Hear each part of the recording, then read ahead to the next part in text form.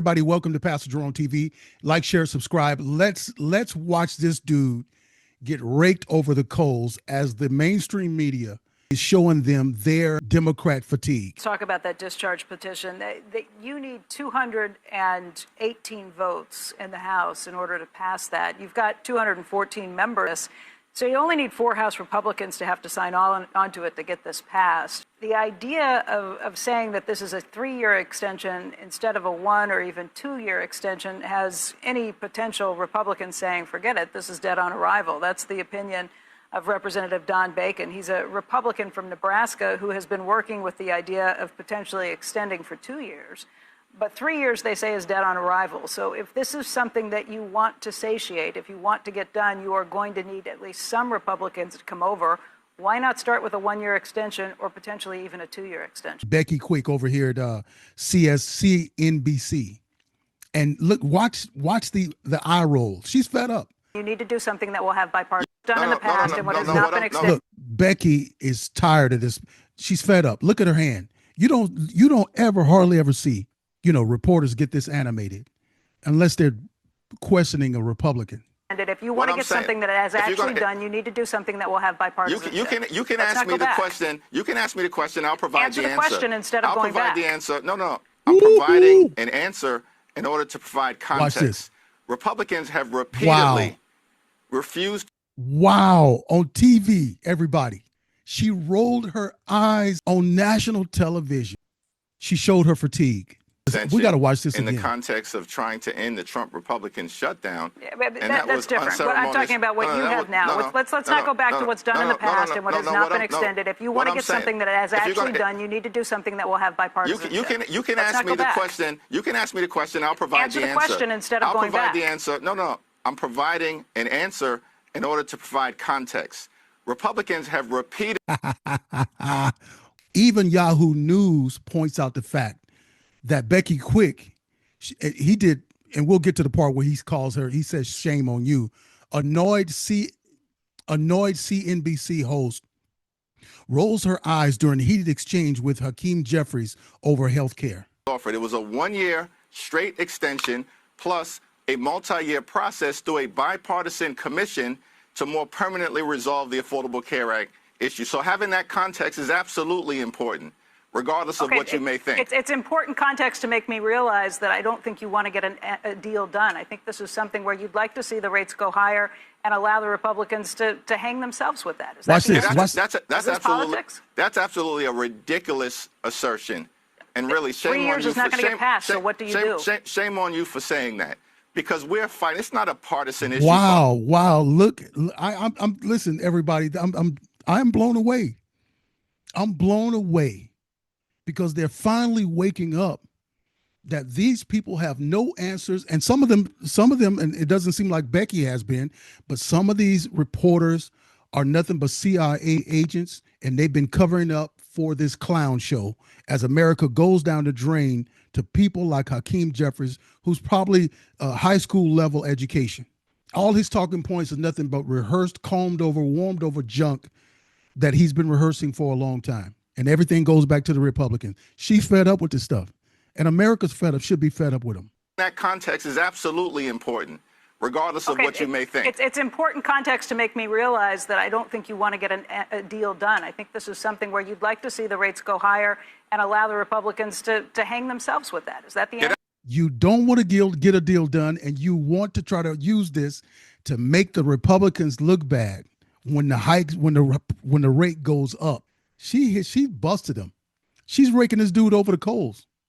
To get a deal done. I think this is something where you'd like to see the rates go higher and allow the Republicans to hang themselves with that. Is that the answer? That's absolutely a ridiculous assertion.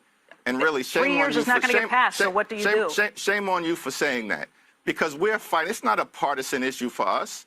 In fact, the states that are most impacted as it relates to an Affordable Care Act tax credit expiration are all Republican states. We're talking about West Virginia, Wyoming, Alaska, Mississippi, right? Tennessee.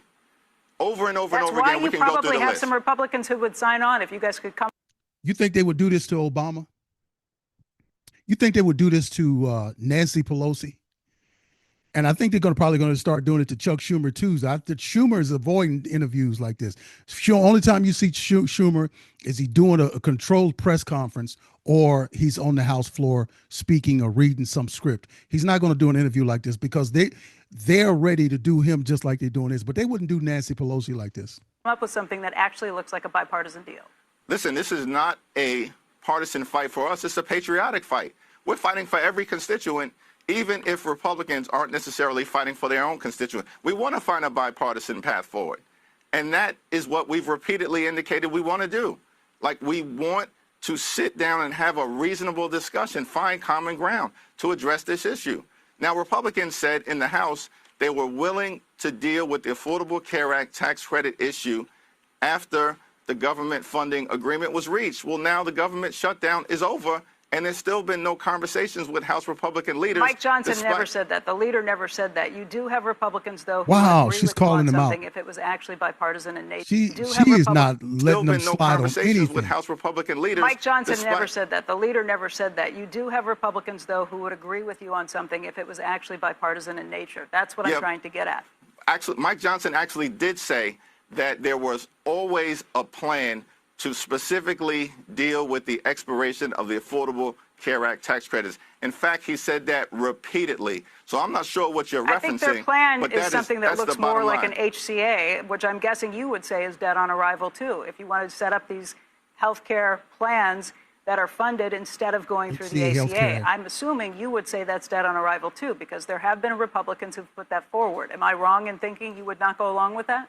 What I'm saying is that what's in front of us is the immediate expiration of the Affordable Care Act tax credits. Republicans have had all year to deal with this issue, and they've refused to do it. So they're the ones who are not interested in finding a resolution to a health care crisis that they've created, including passing a bill that enacted the largest cut to Medicaid in American history. And because of their policies, hospitals, nursing homes, and community-based health centers are closing throughout America, including in rural parts of the country.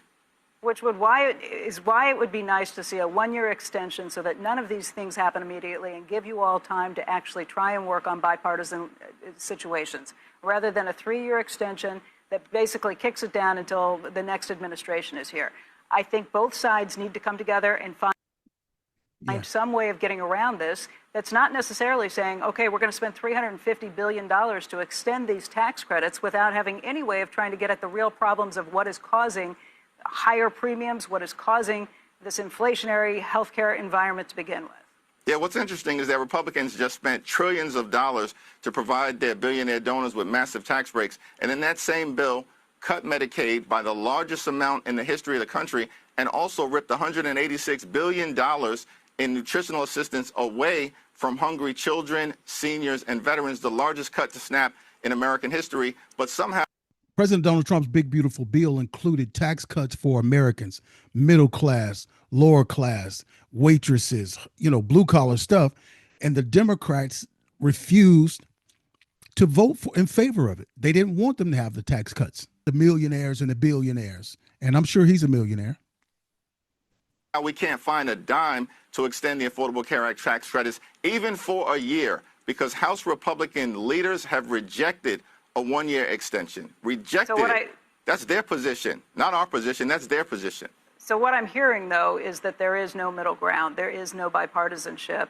This is, at this point, us versus them, and we are not going to agree on anything. No, that's absolutely not the case. We've repeatedly said we will sit down anytime, any place with any of our Republican colleagues. We'll even go back to the White House to sit down with President Trump. We've repeatedly offered to do it, but they've refused. Donald Trump spent more time on the golf course during the longest government shutdown in American history than he did talking to Democrats on Capitol Hill who represent half the country. He has no interest in actually trying to find a bipartisan solution because the Republican approach, which is failing now, the American people know the country is moving in the wrong direction. The cost of living crisis is out of control. But the Republican approach since day one of this presidency has been my way or the highway. Everybody knows it. It's one of the reasons why Republicans were rejected decisively electorally in the elections early this month. Yet as Democrats, we continue to say we want to find a bipartisan path forward, but we need Republicans to operate in good faith in order for that to happen. Minority Leader, do you think that, what do you think do you think you were successful in shutting down the government? Do you think you got what you wanted? Wow. Wow, Becky. Becky Quick. She is not, Becky, wow. I'm shocked at Becky. She threw it in his face that they were the ones who shut down the country for the longest shutdown in history, which he just referred to. And she threw it right back at him. Let's see how he responds to this. We didn't shut the government down. Donald Trump and Republicans control the House, the Senate. You see her face? You see her face? Watch this. She was like, what? Look at her. She's like, what? You didn't shut the country? Come on, man. This is Democrat fatigue, man. They're tired of these people. We didn't shut the government down. Donald Trump and Republicans control the House, the Senate, and the presidency. And in fact, the American people, prior to the shutdown, during the shutdown, and after the shutdown, know who was responsible for the government shutting down. And in fact, in the midst of it all, Republicans refused to even sit down and have a conversation about keeping health care affordable for everyday Americans. And so we're going to move past it. We have a Affordable Care Act. Okay, we got the gist of it. What I'm going to do now, I want to read some of the comments. You know, I love reading these comments. This is hysterical. All right. So they got about 100,000 views on this. Let's see, 600 comments. And listen, most of them, this is CNBC. And most of these comments are coming from conservative people, I could tell. So here, he should have wore his sombrero. You just want to fight so corporations keep getting their subsidies and the Democratic politicians and lobbyists get their kickbacks. Becky should do all of their interviews. LOL. Yeah, I think so too. I like Becky. I didn't know she had this kind of spunk. It seems like giving money only extends the problem with no resolution. Okay, this one says at 7:33, man, the outplayed argument that Trump is disengaged as public. Yeah, the outplayed argument that Trump is disengaged as president just doesn't work anymore. This is the most effective president I have seen in my life. Love or hate the activity, but you can't say it doesn't exist. Great point. He's so full of it. Let's see. Give the money directly to the people in an HSA, healthcare savings account. So he pretty much keep going in circles and didn't provide any information on any way forward. That's right. That's why she was frustrated. Timu Obama is deplorable. He'd never get elected if he didn't come from the bluest district. Those people seriously can't understand why they can't attract moderates. Yeah, lots of great points. Wow, he got grilled. Thank you, Becky. It was a very fair question. Yeah. Shame on you, though, from him. Why hasn't she been on more often? She is spot on.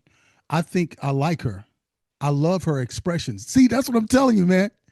I love her expressions. You go, girl. Yeah. I mean, listen, if you go through all of these, wow, Becky.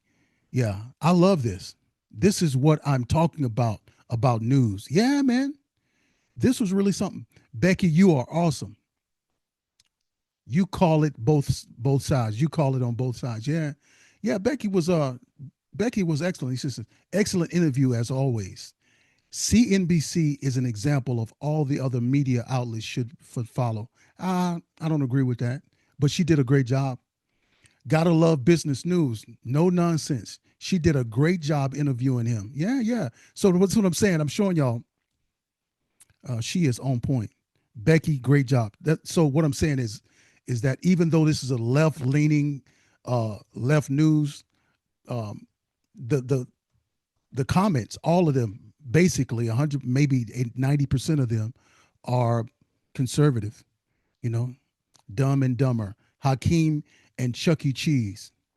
Sombrero can really talk a spin. He can really talk. Yeah, that's what I'm saying. He practices that. Who is this masked woman? Great job. This lady reporter is on fire.